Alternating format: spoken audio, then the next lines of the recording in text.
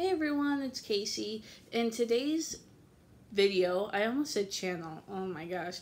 In today's video, I'm going to be telling you about all the books I own that I have not read. So I'm going to try and keep this short, so let's just get right on into it. I own The Hamilton. This is by Lin-Manuel Miranda, and it is like kind of just a book about the play. I probably will never read this, but I do like having it since I have seen the play The Hamilton. No, just Hamilton. There's no the, just Hamilton. Then I have Little Gold Book of Yes Attitude by Jeffrey Gilmore. This is actually my May TBR where my mom chose my TBR. So, yeah, she chose this for me to read. Otherwise, I never would have. Next, I have The Wicked Deep by Shay Earnshaw. This is actually the next book I'm going to read. So by the time you watch this, it may be read now. The Book Thief by Marcus Zuzak. I started reading this last December on audiobook, and then I never finished it. So at this point, I have to start all over. But yeah. Whatever It Takes by Julie Cross. This is a book that I picked up on a recommendation of Jess from Peace Love Books, and it is about a baseball player who falls in love with the coach's daughter. So I'm excited to read this eventually. I like these kind of romances. The Whole Thing by Anne Brashers. Anne Brashers wrote The Sisterhood of the Traveling Pants. I actually have no idea what this is about because I bought it specifically because it was from the author of The Sisterhood of the Traveling Pants. Fireworks by Katie Cotugno. This book is about two girls who, they both like music, and I think it's one of those scenarios where one gets more famous than the other, and so it's about their friendship dynamic. I could be completely wrong. To be honest, I bought it because I liked Katie Cotugno's other book, 99 Days. The Last of August by Brittany Cavallaro. This is the sequel to A Study in Charlotte by Brittany Cavallaro, obviously. I read that book in April, the same month. Like, why am I forgetting? I just finished it like 2 days ago. Anyway, this is like a modern day Sherlock Holmes retelling, essentially. It's where it's like their great-great-grandchildren, and there's like a romance between them. They're really... Well, they're not really good. They're good. Like, good enough for me to buy the second one, so. Bachelor Nation by Amy Kaufman. This is kind of a behind the scenes of The Bachelor and The Bachelorette, the TV show. I love those shows. I'm so excited to read this. My mom put this in my May TBR. So I'm super excited to read this to get all the juicy behind the scenes goodness. Any Dream Will Do by Debbie Maycumber. This is also my May TBR. This is about like a romance between a priest and a woman who comes back to maybe her hometown or maybe a new town to kind of get away from the demons of her past. Yep, Debbie Maycumber writes really clean romances, like where all they do is kiss at the end. Like, that's the dirtiest it gets. But I do like her books. They're like feel-good books. A Man Named Uwe, I don't know. I'm probably never going to figure out how to say it, but it's by Frederick Bachman. This is also my May TBR. It's about a grumpy old man. It gets such good reviews. They're making it into a movie with Tom Hanks, so definitely gonna read this. Then I have all three of the To All the Boys I've Loved Before series by Jenny Han. So there's that book. Then there's P.S. I Love You and Always and Forever Laura Jean. This is a really, well, I haven't read it, obviously, that's why it's in this video, but I'm excited to read this contemporary series. I think it'll be a great run to read this summer, and people love Laura Jean, the character, so hopefully I do too. Then I have 4 of the Chronicles of Narnia. This is like a bind-up of all 7 books, but I read 3 of them this December. I still need to read Prince Caspian, The Voyage of the Dawn Trader, The Silver Chair, and The Last Battle. I really love these books, so I plan on reading them again, probably in December. Like, to me, they're very, Christmassy books. I don't know why, but, yep, they're good. When Dimple Met Rishi by Sandhya Menon. Sorry, there's like a sticker in front of her name. I bought this book because it was on clearance at Barnes & Noble, and it got so much hype last summer. I'm super excited to read this. It's about this girl whose parents want her to get an arranged marriage, and she doesn't want to, so they send her to a camp where the boy that she was supposed to get married to is also going, but she doesn't know that. I have a friend who, in real life, had an arranged marriage, so I'm fascinated by this, so I cannot wait to read this. By Your Side by Casey West. This is a book that I got because it was $3 on Amazon. My sister loves Casey West, so I thought I'd read it and then, you know, talk about it with her. It's about two teenagers who get stuck in a library over a weekend, and I'm sure they fall in love.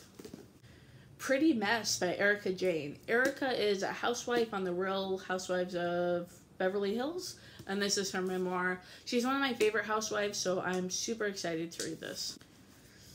My Favorite Thing is Monsters by Amel Ferris. This is a graphic novel about, I don't know what it's about. I bought this because Emily from Possibly Literate loves this book, and I bought it even though it was $30.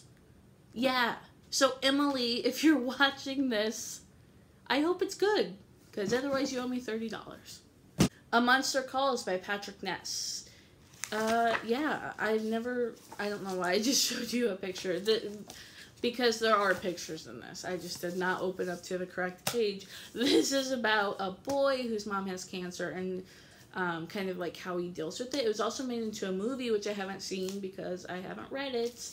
But it's super short, so I'm hoping to get around to it sooner rather than later. Wild and Free by Jess Connolly and Haley Morgan. This was also in my May TBR. It's like a self-help book about feeling adequate with who you are, or I guess not feeling adequate, like celebrating who you are today instead of always trying to change yourself. So, yep. This bad boy, Lonesome Dove by Larry McMurdy. I've wanted to, well, not wanted to. It's a long story, but basically I've been trying to read this since I was 15 years old, and I am now 31. So, anywho, it's like 800 pages, but I'm gonna read it sometime. Maybe. Anne and the French Kiss by Stephanie Perkins. This just, like, generally is a YA contemporary that lots of people like, so I'm excited to read this. And then there's two more that obviously, if this one's good, that I'll read. The Hunt for Red October by Tom Clancy. This is the first of the Jack Ryan series. I really like the Jack Ryan movie. Well, there's more than one movie, but I particularly like the one with Chris Pine, the recent remake. So I do want to read this, although it is a big one too, but this is a mass market paperback. It's like 600 pages, but eventually I'll read it. I think once I get into it, I'll like it. Prairie Fires, The American Dreams of Laura Ingalls Wilder by Caroline Fraser. This is a biography of Laura Ingalls Wilder, who wrote Little House on the Prairie, those Little House on the Prairie books. So I'm excited about this. I really like Laura Ingalls Wilder. So this book got such good reviews, like in the real world. It was the 10 best books of the New York Times. So I'm excited to read this. I'm gonna read it with my mom sometime, so this will be good. This next one, guys, this one hurts me to admit that I've never read. Harry Potter and the Cursed Child. Never read it. Haven't read it.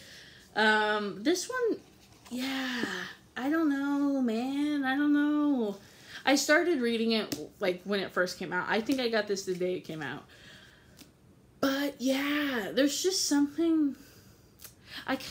I'm one of those purists who believes that I wish that she wouldn't have kept publishing Harry Potter stuff. Like, she published this, the Fantastic Beasts stuff, like all those things that she puts on her website. I don't want that. Like, I wish she kind of would have just left the 7 books alone. But eventually I will read this, hopefully this year. Heidi, by Joanna Spry. Spirey. That's exactly how you say it. This is another like Lonesome Dove where I've been trying to read this forever. I have this really beautiful copy though. I also have like a old edition that my grandparents gave me because they knew my struggles with this book. So I will read it. Maybe. When It's Real by Aaron Watts.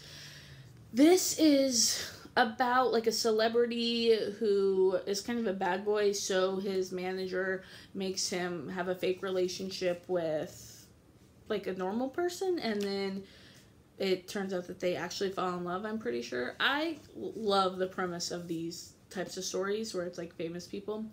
So yeah, I'm excited to read this, but I got it last year and I still haven't read it, so that's a problem. The Explorers Guild by Kevin Costner and John Bayard. Yep, it's that Kevin Costner, the actor. He wrote this book, and this book is neat. It's like graphic novel, but it's also like actual book. Oh, of course, like the pages I flipped to. See, it's like actual book and then graphic novel. So I am excited to read this. It's like I forget what it's about now, but I think it's like very like Arabian Nights, kind of adventure-ish kind of things. Beartown by Frederick Bachman. This is about a hockey town, and that's like all I really know. I like reading books about hockey. The premise reminds me of the movie Mystery Alaska that came out like a long time ago, with Russell Crowe in it.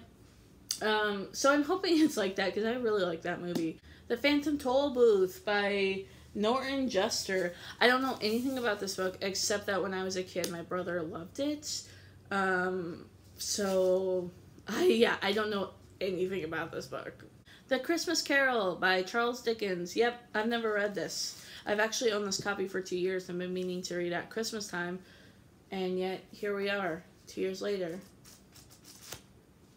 It's a beautiful cover though. Wonder Woman Warbringer by Leigh Bardugo. I want to read this book so bad. Like, I don't know why I haven't. I love the Wonder Woman movie. And I was so excited when this book came out, and I got a signed copy of it.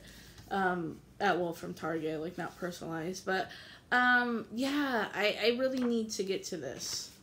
I don't know why I'm checking to make sure that there's a signature, but there is. Target didn't lie. But I am excited for this. This one I definitely want to get to this summer.